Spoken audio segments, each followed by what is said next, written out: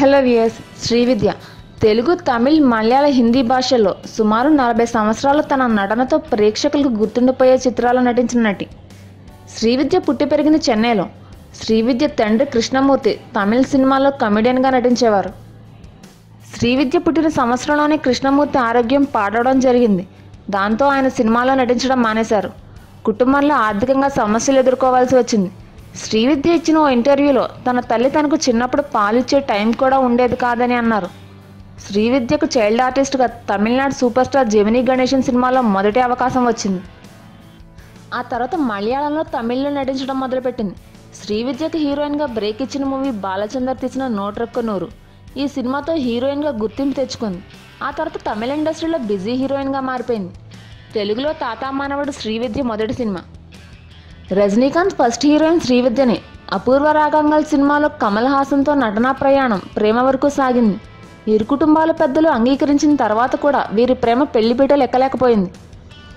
ఆ తర్వాత Srividya Malayalam film assistant director George థామస్ను ప్రేమించి వివాహం చేసుకుంది. శ్రీవిద్య కష్టాలు ఈ పెళ్లితో మొదలైందని చెప్పుకోవచ్చు. ఇంట్లో వారికి ఇష్టం లేకుండా శ్రీవిద్య వివాహం చేసుకున్నారు.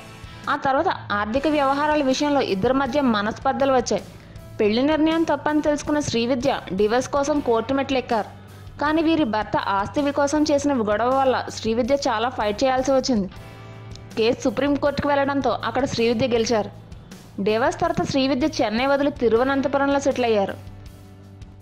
2003లో బ్రెస్ట్ క్యాన్సర్ ఉందని తెలుసుకున్న శ్రీవిద్య తన ఆస్తి మొత్తాన్ని సంగీతం, డ్యాన్స్ నేర్చుకోవడానికి డబ్బులు లేక ఇబ్బంది పడే పేద కళాకారుల కోసం ట్రస్ట్ ఏర్పాటు చేసి ఆ ట్రస్ట్కి తన ఆస్తి రాసిచ్చేశారు. ఈ ట్రస్ట్కి ట్రస్టీగా యాక్టర్ మరియు ఎమ్మెల్యే అయిన గణేష్ కుమార్ని నియమించారు. శ్రీవిద్య తన తమ్ముడు పిల్లలకి 5 లక్షల రూపాయలు, తన ఇంట్లో పనిచేసే వారికి 1 లక్ష రూపాయలు ఇచ్చేలా వీలునామా రాసి 2006 ఆగస్టు 17న కీమోథెరపీ ట్రీట్మెంట్కి వెళ్లారు. కానీ అప్పటికే శరీరం అంతా క్యాన్సర్ వ్యాపించడంతో శ్రీవిద్య అక్టోబర్ 19, 2006న చనిపోయారు.